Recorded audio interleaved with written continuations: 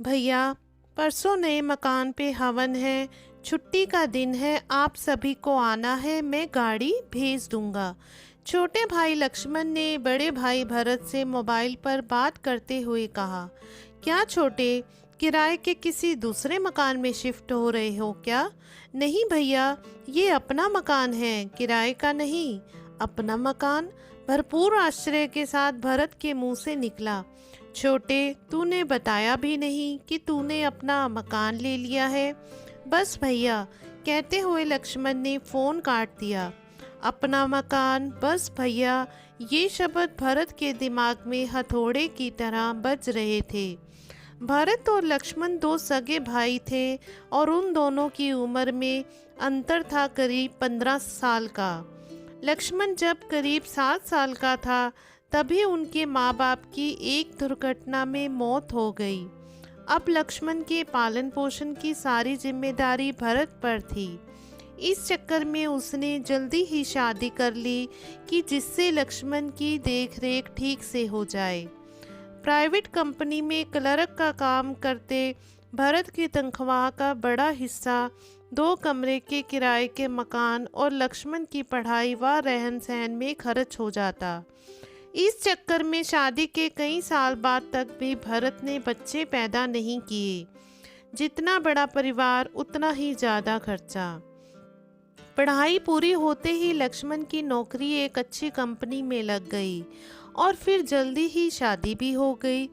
बड़े भाई के साथ रहने की जगह कम पड़ने के कारण उसने एक दूसरा किराए का मकान ले लिया।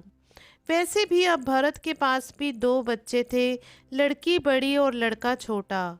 मकान लेने की बात जब भरत ने अपनी बीवी को बताई तो उसकी आंखों में आंसू आ गए।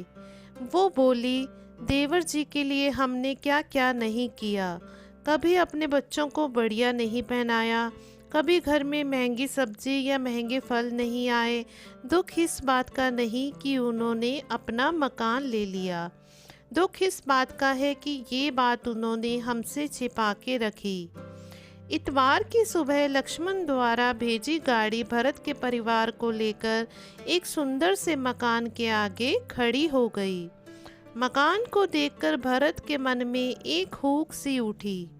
मकान बाहर से जितना सुंदर था, अंदर उससे भी ज़्यादा सुंदर। हर तरह की सुख सुविधा का पूरा इंतजाम। उस मकान के 2 एक जैसे हिस्से देखकर भरत ने मन ही मन कहा, देखो छोटे को अपने दोनों लड़कों की कितनी चिंता है। दोनों के लिए अभी से एक जैसे 2 हिस्से तैयार कराए हैं। पूरा मकान 1.25 करोड़ रुपयों से कम नहीं होगा। और एक मैं हूँ जिसके पास जवान बेटी की शादी के लिए 1-2 लाख रुपयों का इंतज़ाम भी नहीं है। मकान देखते समय भरत की आंखों में आंसू थे, जिन्हें उन्होंने बड़ी मुश्किल से बाहर आने से रोका। तभी पंडित जी ने आवाज़ लगाई, हवन का समय हो रहा है। मकान के स्वामी हवन के लिए अग्नि कुंड के सामने बैठे। लक्ष्मण के दोस्तों ने कहा, पंडित जी तुम्हें बुला रहे हैं। यह सुन लक्ष्मण बोले, इस मकान का स्वामी मैं अकेला नहीं, मेरा बड़ा भाई भरत भी है।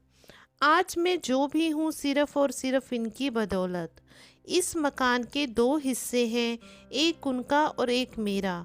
हवन कुंड के सामने बैठते समय लक्ष्मण ने भरत के कान में फुसफुसाते हुए कहा, भैया, बिटिया की शादी की चिंता बिल्कुल ना करना। उसकी शादी हम दोनों मिलकर करेंगे। पूरे हवन के दौरान भरत अपनी आंखों से बहते पानी को पोंछ रहे थे, जबकि हवन की अग्नि में धुएं का नामो निशान तक ना था।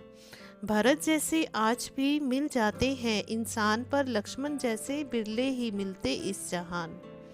अगर आपको हमारी कहानी अच्छी लगी हो तो कहानी को लाइक कर दीजिएगा, शेयर कीजिएगा और चैनल को सब्सक्राइब कर दीजिएगा। और कमेंट सेक्शन में कहानी के बारे में अपनी राय ज़रूर दीजिएगा। धन्यवाद।